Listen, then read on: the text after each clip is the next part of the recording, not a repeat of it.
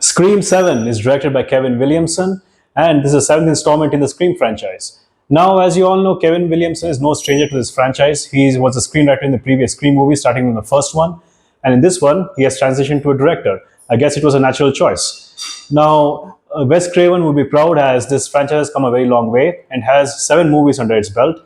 Let's talk about it. Firstly, let's talk about the awesome opening scene. The opening scene was just awesome. I really loved it. In fact, when I saw the opening scene, even in the trailers as well as in the movies, it really set the tone for me. I thought it was going to be a really good movie. Now, the good thing about this opening scene is they became more creative. It's not the same opening scene where an unsuspecting girl is in her house, she's making popcorn, she's talking to her boyfriend, she's dreaming about stuff, and suddenly her phone rings. The killer talks in a nice way from the start and suddenly becomes sinister and ultimately ends up killing her in a gruesome way. This is not that. In fact, it is quite different, but it creates the same sense of tension and dread, and that is something I really loved. I think they did a very good job in this one. An unsuspecting couple comes into a house, and in this house, this is basically where the first scream and murders took place by Billy and Stu. It has all the relics. It has the exact place where Billy died. Now this couple is really excited to be here. They start goofing around. They start pranking around. And the certain very good things they did in this scene that I really liked. One is they introduced an android ghost face killer. Yeah, he's just an android. He has the same mechanism. He has the same movement. He's quick to reaction. He follows. He has motion sensors. It's really good. I really liked it. It was pretty scary and it made for a good jump scare. However, things are not as playful as it seems, as the inevitable phone call does come and the killer does end up killing them in the most gruesome way possible. Now, and another thing I really loved in this is they treated Ghostface like a real ghost. When the real Ghostface came against his unsuspecting victims, his face slightly phased in the background. Yeah, he just appeared and just disappeared. It was like almost a blink and miss it moment in the background. He appeared like a real ghost, and that is something I really loved. So ultimately, he ends up burning the house, killing the victims, and just walking off. A great start to a Scream 7. Now the middle act is all right. I mean, it does build up on the characters. It does introduce us to the people who are going to be throughout this film. It's all right. I mean, it at least keeps us engaged. I mean, I'm not saying it's the best, but it does keep us engaged with various things that takes place. However, the real sad thing is the ending. The ending was really sad, guys. I did not like this at all. The ending, as you know, Scream is a very formulaic franchise. It has a fixed formula, a formula it sticks by throughout. And an important part of this formula is the reveal. It's very much like Scooby-Doo, where they are chased by this unknown killer, this unknown assailant. They're running all around, and finally the killer is unmasked. The unmasking moment is an important part of this franchise, and they ruined it. It just happened so suddenly. Like, there was no dramatic reveal, there was no tension building up to it. It just happened. I don't know. It really ruined it for me. It's like it was going high up and suddenly crashed. It plummeted. You know. So overall, this really, it didn't do it for me, guys. I don't know how you guys feel about it, but for me, it didn't do it at all. Now, of course, let's go to another very good part of this movie, Sidney Prescott.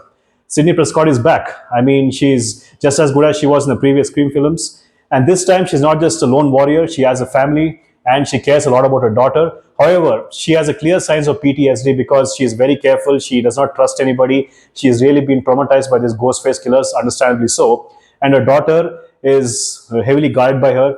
I mean, even when a boyfriend comes, she has no trust. She has nothing against him, but she has no trust for him.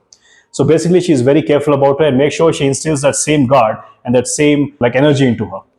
So, but however, I can't help but wonder: was the inclusion of Sidney Prescott a desperate move, or was it a clever move? Was it a genius move? Because she wasn't present in Scream 6. However, that ended up doing pretty well. But I think as a Scream head, as a person who loves Scream, Sidney Prescott's presence in this movie is always welcome, irrespective of whether it was a desperate move or whether it was a genius move. I'll leave you guys to decide on that. And of course, we know Scream reviews complete without mentioning the brutal kills. In this, the Ghostface goes all out. I mean, the kills are really brutal, guys. In fact, there are certain scenes in the theater I literally could not take my popcorn in because it was so disturbing. It was really disturbing. I didn't expect it. I mean, I expected Scream to be bloody, gory, and it having some gruesome kills with a knife, but this one it really took me off guard. It really made me gag in certain places. The kills were very brutal and well done. So I guess that is another thing that's going for this movie. So I guess if you are into gore, you're into creative kills, this will definitely impress you. Now, the other thing I like to mention about this film is, like I said, the reveal was very, very sad. But however, even the killer's motives, were they good? I mean, were they even like valid? Because I didn't feel so. It was more of jealousy. Even the motives for these killers was really not up to the mark. It was really like one-dimensional and boring, and something that is just not impressive. So overall, I guess they could have done much better with why the killers did what they did, why they were after Sidney Prescott again, why they were after her family again. I think they would have done much better in that. I think the writing in this place could have been a little more well thought out. Now, the question all of us were waiting for, something many of us were anticipating: is Stu Marker going to make a comeback here? Is he going to be the Ghostface killer? Well, I will. At this place, it's a bit of a spoiler. I don't want to reveal it to you guys in case you haven't seen Scream 7. I will just leave it to you guys to go watch it in the theater and see it for yourself. So this is a bit of a spoiler. So please do be warned about this. Okay. So here we go.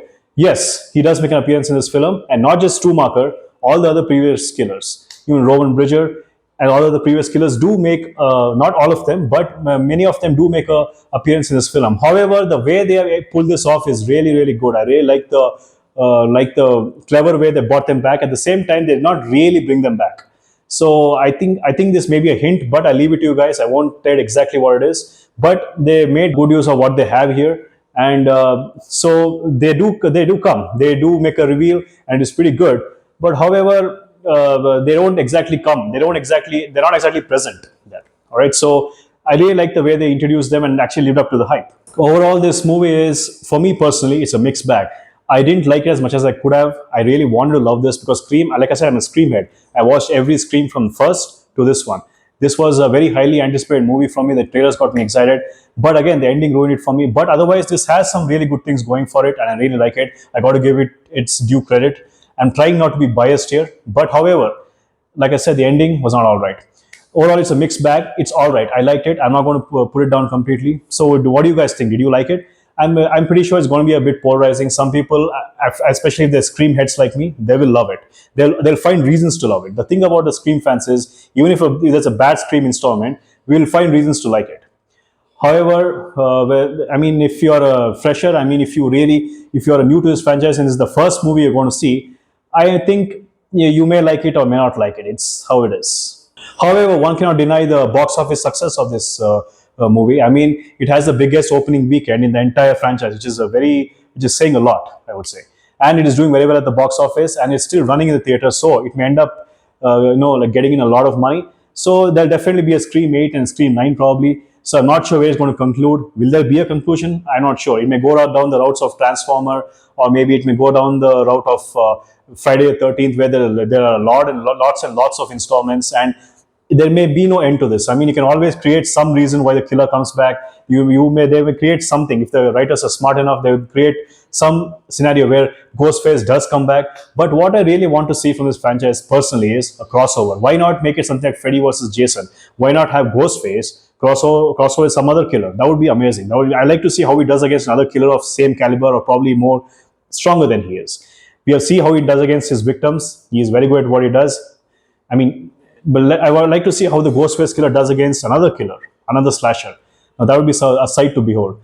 So let's hope that happens. Now, another thing that did bother me about this movie is the Carpenter sisters. They are nowhere to be seen. Understandably, we know what happened behind the scenes with Jenna Ortega and the other person, Melissa Barrera. But however, we wanted to know, like, they should have explained in the movie cinematically in canon what happened to the Carpenter sisters. They were not killed. They were not killed. They survived till Scream 6. But right now, in this Scream 7, we know that Scream 7 is a continuity. It's canon.